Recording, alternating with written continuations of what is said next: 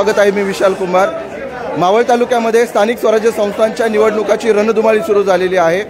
आज लोणावळा शहरामध्ये राष्ट्रवादी काँग्रेस पक्षाकडून अधिकृतरित्या स्वबळाची घोषणा करण्यात आलेली आहे। या ठिकाणी राष्ट्रवादी काँग्रेस पक्षाची पत्रकार परिषद होती। या पत्रकार परिषदेमध्ये पक्षाचे तालुका अध्यक्ष गणेश भाऊ कांडगे यांच्याकडून उमेदवारांच्या नावाची घोषणा करण्यात आली। त्याप्रमाणेच नगराध्यक्ष पदाच्या उमेदवाराची देखील घोषणा करण्यात आली।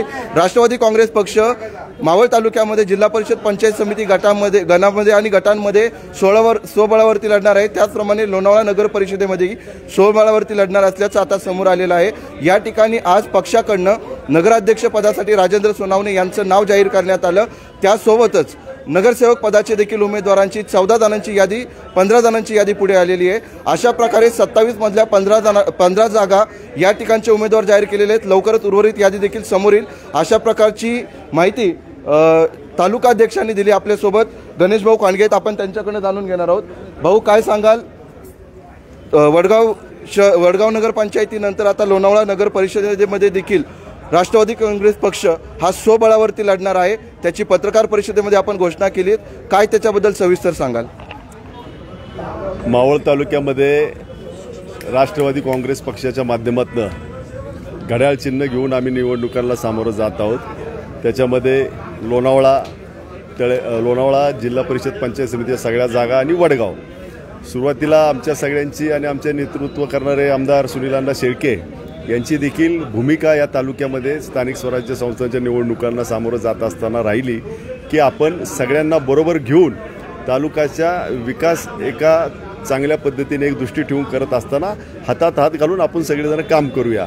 आणि म्हणून आम्ही सुरुवातीच्या काळामध्ये भारतीय जनता पक्ष असेल, दोन्ही शिवसेना असतील, RPI असेल, SRP असतील आणि इतरही काही मंडळी आहेत, या सगळ्यांशी चर्चेतनं पुढे जाण्याचा प्रयत्न केला।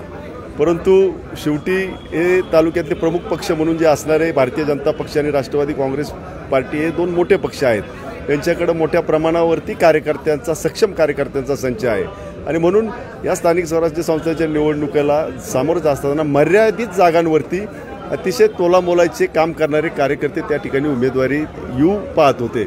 शेवटी सगळ्यांचं समाधान करणं अशक्य आहे, म्हणून प्रत्येक ठिकाणी काही ना काही तडजोडी करण्याचा प्रयत्न केला, परंतु आम्हाला काही त्याच्यामध्ये यश आलं नाही। शेवटी ज्याचा त्याचा पक्ष घेऊन पुढे जायचं आहे आणि त्याच अनुषंगाने आमच्या त्याच्यामध्ये सकारात्मक पद्धतीने पुढे जाण्यामध्ये यश न आल्यामुळं आम्ही स्वतंत्रपणाने पुढे जाण्याचा निर्णय घेतलेला आहे। कार्यकर्त्यांची मोठी फौज, त्याच्यासोबत सक्षम उमेदवार असल्यामुळे अखेरीस या ठिकाणी स्वबळावर जाण्याची घोषणा तालुका अध्यक्षांनी या ठिकाणी लोणावळ्यामध्ये केली। आपल्यासोबत काही महिला कार्यकर्ते देखील आला आहेत, त्यांच्याबद्दल आपण बोलून घेऊ। काही उमेदवार देखील आहेत, आज उमेदवारी जाहीर झाली, काय मनामध्ये भावना आहेत? काय राष्ट्रवादी पहिल्यापासूनच काम केलेलं आहे आज पण, परंतु तुम्हाला आज सुनील शेळके यांच्या माध्यमातून राष्ट्रवादी काँग्रेस पक्षाची उमेदवारी मिळाली, कशा पद्धतीने निवडणुकीला सामोरे जाणार आहात? काही 40 वर्ष म्हणजे माझे मिस्टर पण त्याच्यात ते काम केलेलेच आहे पहिल्यापासून। राष्ट्रवादी काँग्रेसने जी काय आज पहिली यादी जाहीर केलेली आहे त्यामध्ये महिलांचा सहभाग तुम्ही पाहिलाय आणि सुनील शेळकेंच्या नेतृत्वामध्ये जेव्हा इलेक्शन आपण लढवणार आहोत, आता आम्हाला 100% खात्री आहे की आमच्या जेवढ्या जागा राष्ट्रवादीच्या आम्ही देणार आहोत 27च्या 27, तर त्या 27च्या 27 विजय होतील आणि चांगल्या मताधिक्याने होतील। कारण सुनील शेळकेंनी महिलांसाठी आपल्या लाडकी बहीण योजना असो किंवा आमची कुठलीही महिला, मावळ तालुक्यामध्ये कुठलीही महिला सुनील अण्णांकडे एखादं काम घेऊन गेली तर ती नाराज होऊन घरी येत नाही, तर त्याचा कुठंतरी आम्हाला उपयोग ह्या स्थानिक स्वराज्य नगरपालिकेच्या निवडणुकीमध्ये होणार आहे, हे तुम्हाला मी खात्रीने सांगते। आणि 100% आमच्या राष्ट्रवादी काँग्रेस पक्षाचा सुनील शेळकेंच्या ह्याच्यामध्ये विजय होणार आहे, हे तुम्हाला मी आज आश्वासन देते। उमेदवारांनी, कार्यकर्त्यांनी आज स्वबळाची घोषणा केल्यानंतर विजयाचा निर्धार किंवा विश्वास व्यक्त केलेला आहे।